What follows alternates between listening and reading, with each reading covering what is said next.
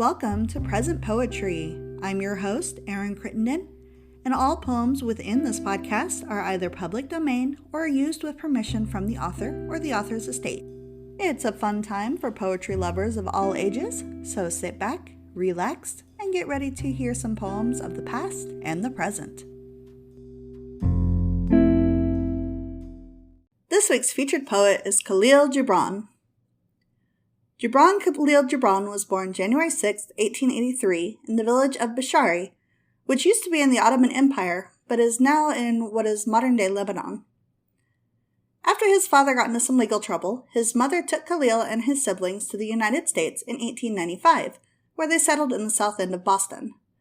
His mother became a peddler and a seamstress, and soon opened a shop with her oldest son and her two young daughters.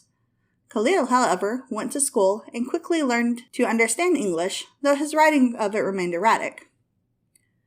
To combat that, one of his teachers recommended drawing classes at the nearby settlement house, and it was there in 1896 that Khalil met Fred Holland, the eccentric leader of the Boston Avant-garde group known as the Visionists. Day and his group established two of the first magazines of poetry and art in the United States, and Khalil soon became a motto for Day's artistic photographs. In 1898, Khalil met Josephine Prescott Peabody, a poet from Cambridge, and the two exchanged letters until Khalil's mother sent him back to Lebanon to further his education. While there, Khalil devoured French and Arabic literature, established a school-wide poetry magazine, and won a poetry contest. However, he left school in 1901 to travel Europe, but returned to the United States in 1902 upon the death of his sister. Upon his return, he reconnected with Peabody, and she encouraged his writing and art. In May of 1903, Peabody arranged for Khalil's work to be part of an art exhibition at Wellesley College. However, the death of his mother and older brother left Khalil little time to celebrate his success. In 1904, however, Khalil met Mary Haskell, who would become his patron and the most important person in his life. Under her encouragement and financial support, Khalil published his first book, On Music, in 1905. That book, along with his job writing for a local Arabic magazine, would lead to a lengthy writing career, and Khalil Gibran would end up publishing around 15 books and plays in English, and even more than that in his native tongue of Arabic. Khalil Gibran died on April 10, 1931, at the young age of 48, and his body was sent home to Lebanon, where it now rests in the Gibran Museum. He also willed all future royalties from his American books to his hometown of Bishari for civic betterment. We are reading from The Prophet, which was published in 1923 and is widely regarded as his most influential work.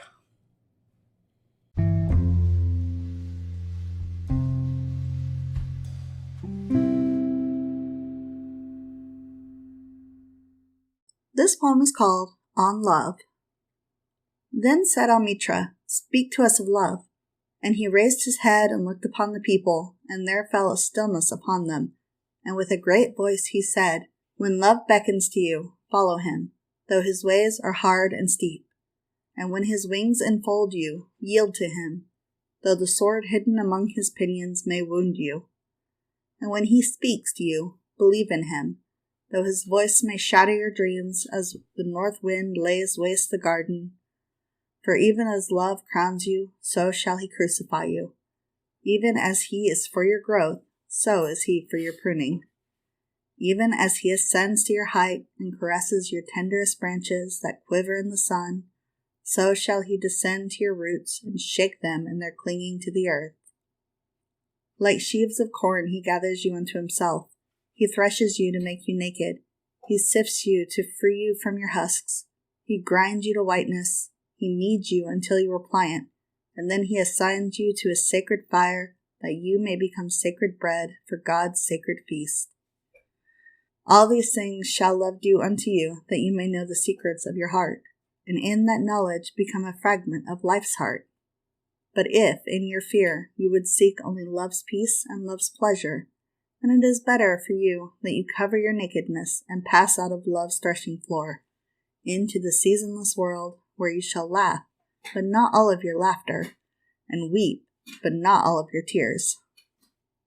Love gives not but itself, and takes not but from itself. Love possesses not, nor would it be possessed. for love is sufficient unto love. When you love, you should not say, God is in my heart, but rather, I am in the heart of God. And think not you can direct the course of love, for love, if it finds you worthy, directs your course. Love has no other desire but to fulfill itself. But if you love, and must needs have desires, let these be your desires.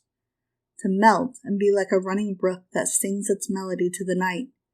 To know the pain of too much tenderness. To be wounded by your own understanding of love, and to bleed willingly and joyfully. To wake at dawn with a winged heart, and give thanks for another day of loving. To rest at the noon hour and meditate love's ecstasy. To return home at eventide with gratitude, and then to sleep with a prayer for the beloved in your heart and a song of praise upon your lips.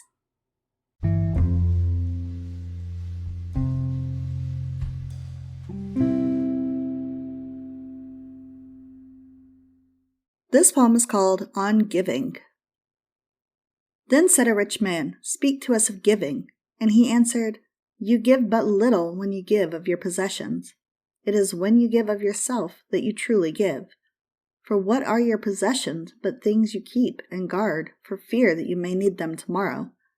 And tomorrow, what shall tomorrow bring to the overprudent dog bearing bones in the trackless sand as he follows the pilgrims to the holy city? And what is fear of need but need itself?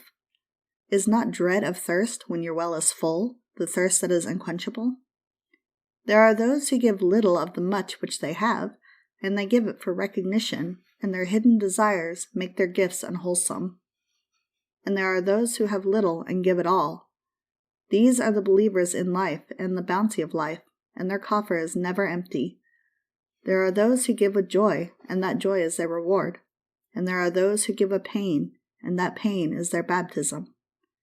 And there are those who give and know not pain in giving, nor do they seek joy, nor give with the mindfulness of virtue.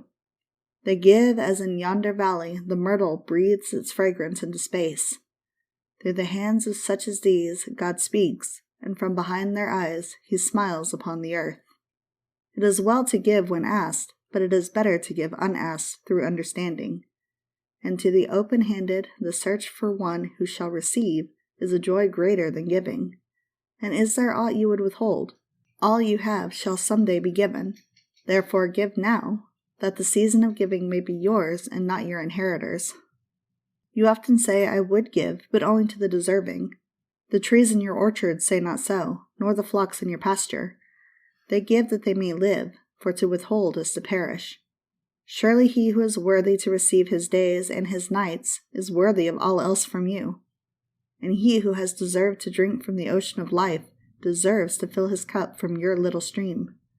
And what desert greater shall there be than that which lies in the courage and the confidence, nay, the charity of receiving? And who are you that men should rend their bosom and unveil their pride, that you may see their worth naked and their pride unabashed? See first that you yourself deserve to be a giver and an instrument of giving. For in truth it is life that gives unto life, while you, who deem yourself a giver, are but a witness. And you receivers, and all of you are receivers, assume no way of gratitude, lest you lay a yoke upon yourself and upon he who gives. Rather rise together with the giver on his gifts as on wings. For to be over-mindful of your debt is to doubt his generosity, who has the free-hearted earth for mother and God for a father.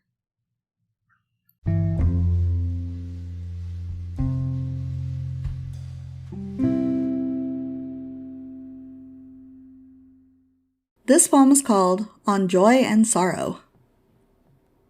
Then a woman said, Speak to us of joy and sorrow. And he answered, Your joy is your sorrow unmasked, and the selfsame well from which your laughter rises was oftentimes filled with your tears. And how else can it be? The deeper that sorrow carves into your being, the more joy you can contain. Is not the cup that holds your wine the very cup that was burned in the potter's oven? And is not the lute that soothes your spirit the very wood that was hollowed with knives? When you are joyous, look deep into your heart, and you shall find it is only that which has given you sorrow that is giving you joy. When you are sorrowful, look again in your heart, and you shall see that in truth You are weeping for that which has been your delight.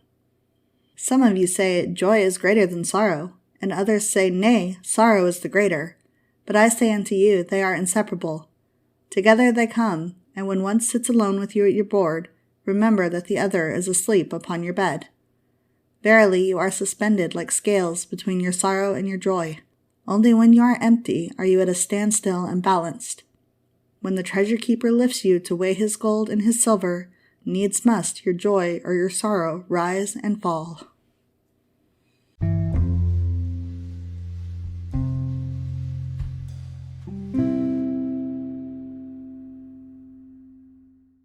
This poem is called On Self-Knowledge.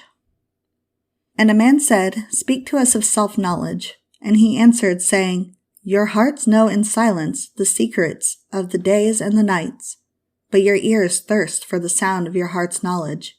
You would know in words that which you have always known in thought. You would touch with your fingers the naked body of your dreams, and it is well you should. The hidden wellspring of your soul must needs rise and run murmuring to the sea, and the treasure of your infinite depths would be revealed to your eyes. But let there be no scales to weigh your unknown treasure, and seek not the depths of your knowledge with staff or sounding line, for self is a sea, boundless and measureless. Say not, I have found the truth, but rather, I have found a truth. Say not, I have found the path of the soul. Say rather, I have met the soul walking upon my path, for the soul walks upon all paths. The soul walks not upon a line, neither does it grow like a reed. The soul unfolds itself like a lotus of countless petals.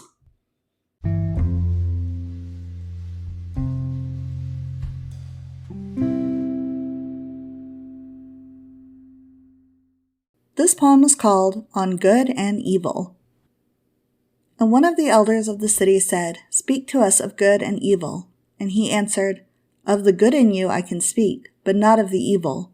For what is evil but good tortured by its own hunger and thirst? Verily, when good is hungry, it seeks food even in dark caves, and when it thirsts, it drinks even of dead waters. You are good when you are one with yourself. Yet when you are not one with yourself, you are not evil. For a divided house is not a den of thieves, it is only a divided house. And a ship without rudder may wander aimlessly among perilous isles, yet sink not to the bottom. You are good when you strive to give of yourself, yet you are not evil when you seek to gain for yourself. For when you strive for gain, you are but a root that clings to the earth and sucks at her breast. Surely a fruit cannot say to the root, Be like me, ripe and full and ever giving of your abundance. For to the fruit, giving is a need, as receiving is a need to the root. You are good when you are fully awake in your speech, yet you are not evil when you sleep while your tongue staggers without purpose. And even stumbling speech may strengthen a weak tongue. You are good when you walk to your goal firmly and with bold steps, yet you are not evil when you go thither limping. Even those who limp go not backwards. But you who are strong and swift, see that you do not limp before the lame, deeming it kindness. You are good in countless ways, and you are not evil when you are not good. You are only loitering and sluggard. Pity that the stags could not teach swiftness to the turtles. In your longing for your giant self lies your goodness, and that longing is in all of you. But in some of you that longing is a torrent, rushing with might to the sea, carrying the secrets of the hillsides and the songs of the forest. And in others it is a flat stream that loses itself in angles and bends and lingers before it reaches the shore. But let not him who longs much say to him who longs little, Wherefore are you slow in halting? For the truly good ask not the naked, Where is your garment? Nor the houseless, What has befallen your house? Thank you for listening to this episode of Present Poetry.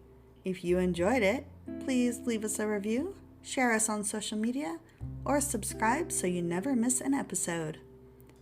If you would like to learn more about the featured poet, or you would like your work featured on the podcast, please check out the links in the show notes. Thank you again for listening, and I hope you all have a wonderful day. Bye-bye.